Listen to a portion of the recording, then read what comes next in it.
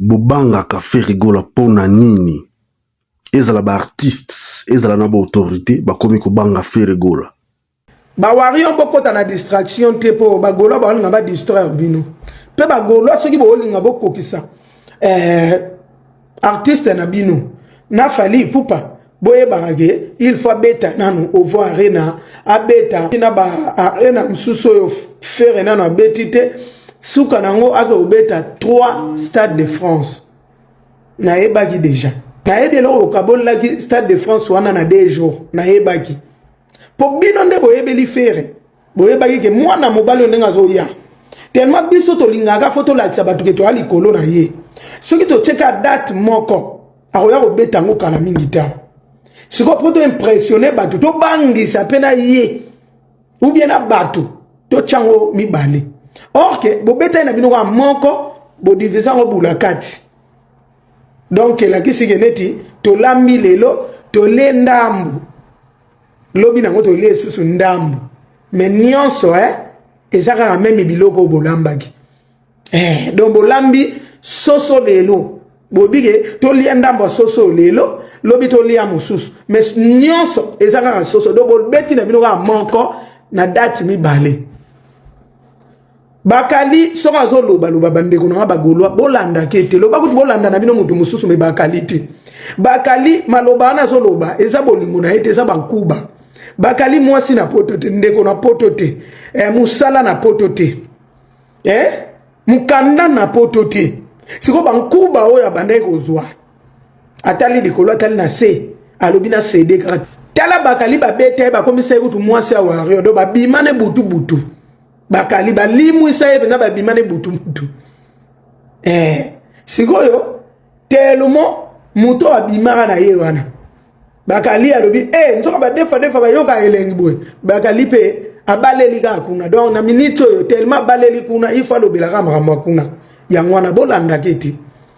bakali tibo moni atomboka a changer le côté ezaki nzela mona kindingo donc bazalaki nzela moko na kindingu siko ebimeli na bango ezaki nini kindingu akomo finga bakali po bakali asilika akende sima kindingu alanda bomone basalela yango po kindingu tanga akomo finga bakali asalaki ye nini akomo finga longilo kwa nyawa bebe bakali longilo kwa nyawa bebe ko tala pe boye na rubio kindingu ana raison ça na lo kwa nyawa bebe donc bayoka na ki deja nga finga nga iloko elongo ngeza lokwa nyawa bebe simba likama nyawa bebe wana ngale na kutomboka yo ngala longwe yo po yo kolanda nga na sima omoni ndenge basalaki sikolo kwa papier fait azaka mayele yango moni tongo batuni ki ndingo lobi te azana entreprise na ya chef d'entreprise alingaki kwa sime yepi po kindingo tomboka na ki chef d'entreprise wana ezambala liboso te papier fait lobango Jaska vulu et ça tourne en déjà faire rigola lo baneka bongo ka ninga lobaki pasango mais kindingwa tomboka kina ete po basaki de ana plan bakendi ti faire rigola boaka ki ana ebaki de o ya komi déjà ya kobeba vampire se basuye déjà ça de ana venant ya kobebi ça ale kakaka ozola sabiso billet o batindela kiyo et pas edi badi ata directeur marketing entre temps muto yo finga lo kwa edi badi ata azate yo kanisa ndenge bo fingela rabatu bongo esila rabango na motema yaya esila rati fi moko boye azalaika ko ya kotumbola nga la bibandana pe ko yeba ko se maquiller bien somba pe na téléphone bien yaya to vandaka bo somba pe téléphone bien ko se maquiller to komana mto ko sola bien mais ye atikala ko bana ko se maquiller wana atikala pe na téléphone na bien ndenge moko bino bo finga abatu pourquoi ba komi ko banga feri. C'est parce que fait le goza leona ba fan oyo balingi na musala zo sala ba kuti ki fait le goza zo garder culture na biso congolaise côté politique ezo simbate bazo pesa peuple kanda le seul mutu oyo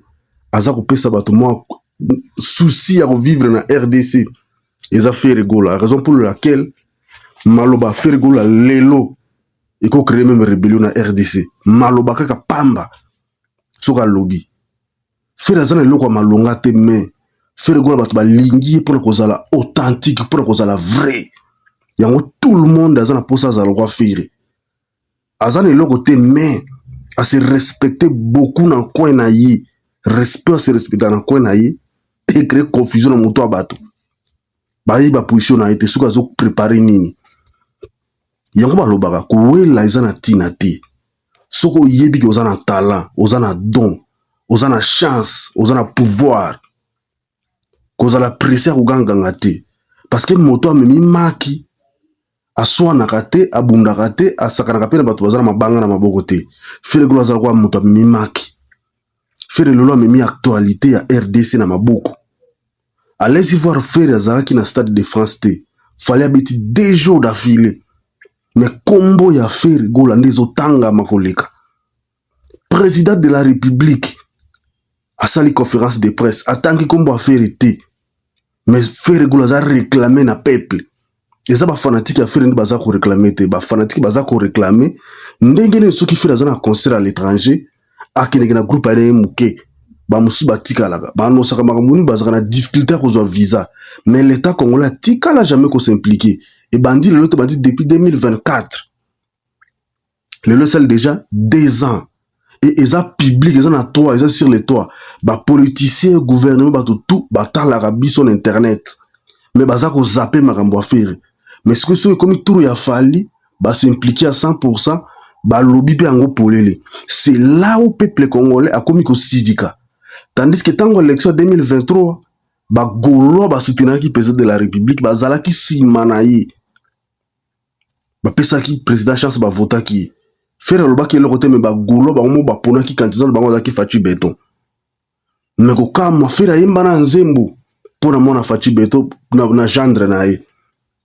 abwaka mpe bango abwaka mpe mama Denise nyakero ye motema ya Faci Beton nga naleli David manga ya mobali ya Fani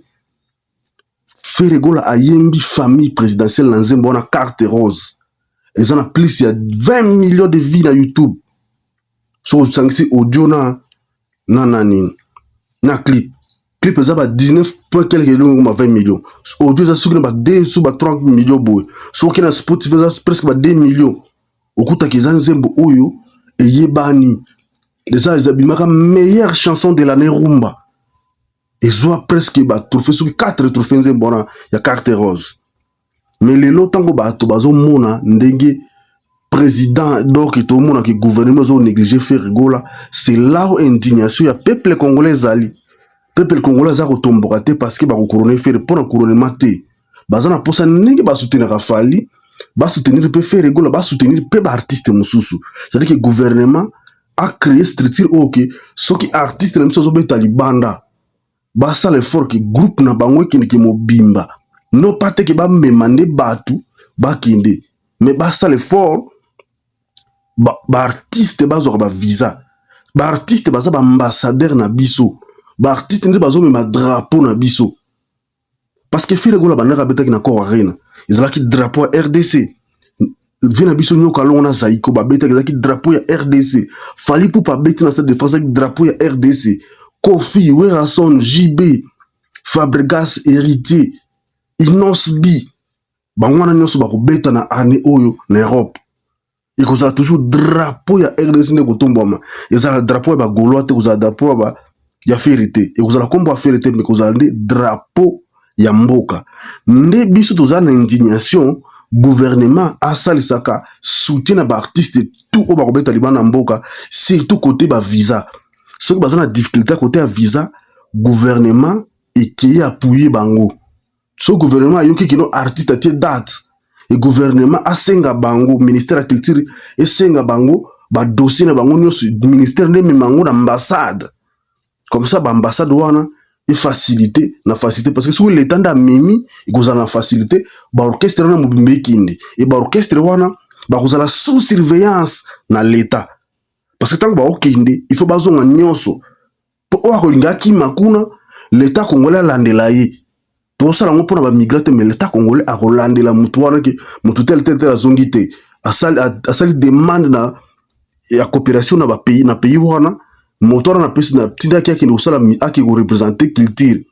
mais à disparaître kuna naza na mposa bozongisela ngai et c'est comme ça on va aider propulser musique na biso na culture na biso et qui ndi bosso. C'est de la sorte qu'il faut réfléchir. Biso musu toujours finga gouvernement te. Toujours talisa de gouvernement ce que on peut faire pour vendre encore plus image culturelle na biso à l'extérieur.